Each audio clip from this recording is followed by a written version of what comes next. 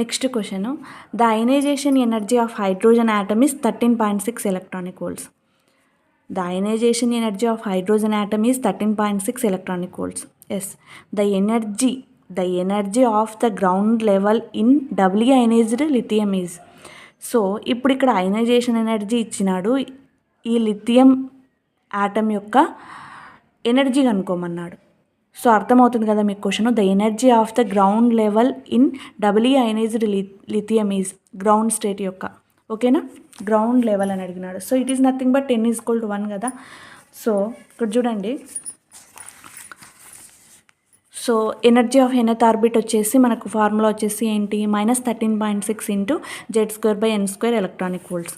So lithium కదా, so lithium atomic number ఎంత అవుతుంది, 3 కదా. Z+లో Z is nothing but atomic number, so 3² రాసుకుంటాము. సో n² వచ్చేసి గ్రౌండ్ లెవెల్ అని అడిగినాడు, సో కాబట్టి 1² రాసుకుంటాం.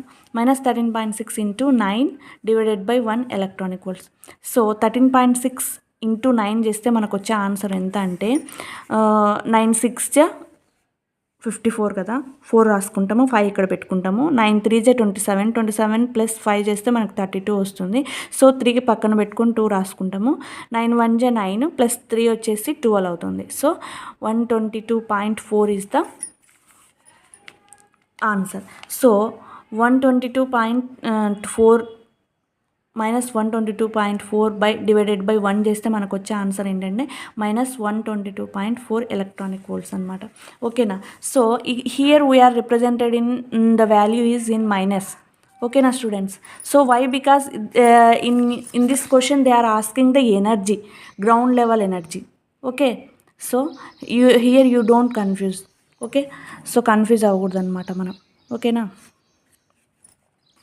సో ఆన్సర్ వచ్చేసి -122.4 కాబట్టి option C is the correct answer.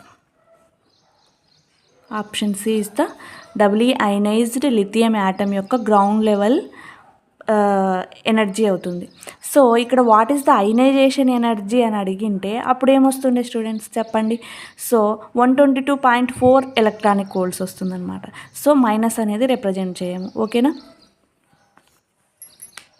ఎందుకు మైనస్ రిప్రజెంట్ చేయడము అంటే, సో మైనస్ అనేది 122.4 electronic volts, -122.4 electronic volts అనేది it is near to the nucleus. So it is bound, electron అనేది electrostatic force of attraction. So electron అనేది న్యూక్లియస్తో bound అయి ఉంది కదా, సో అందుకు మైనస్ రిప్రజెంట్ చేస్తాం ఎనర్జీని. సో ఎలక్ట్రాన్ అనేది ఎంత ఎనర్జీ తీసుకొని 122.4 electronic volts ఎనర్జీ తీసుకొని అయనైజ్ అయిపోతుంది అనమాట, అంటే ఫ్రీ స్టేట్కి వెళ్ళిపోతుంది. ఇట్ ఈస్ అంటే no relationship between the nucleus and electron, ఓకేనా స్టూడెంట్స్. ఫ్రీ స్టేట్కి వెళ్ళిపోతుంది అనమాట. సో అందుకు మైనస్ అనేది రిప్రజెంట్ చేయం మనం అక్కడ అయనైజేషన్ ఎనర్జీలో. So if in case minus represent చేస్తే it is bounded to the nucleus.